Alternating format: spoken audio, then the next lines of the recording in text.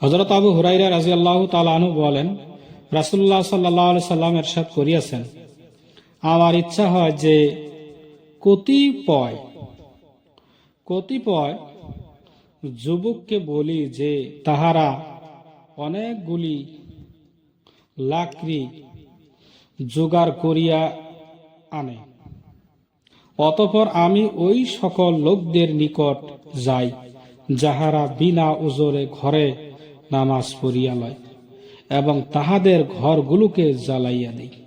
আবু দাউদ। হযরত আবু হুরায়রা রাদিয়াল্লাহু তাআলা থেকে হাদিসটা বর্ণিত। আল্লাহ নবী বলেন যে আমার ইচ্ছা হয়, আল্লাহ নবী বলেন যে আমার ইচ্ছা হয় কতকগুলি যুবককে আমি বলি কিছু লাকড়ি নিয়ে আসো, যারা আজান শোনার পরও মসজিদে আসে না, ঘরে বসে বসে নামাজ পড়ে। আল্লাহ নবীকে আমার ইচ্ছা হয় তার ঘরগুলো নাকি যেন আমি জ্বালাইয়া দিই।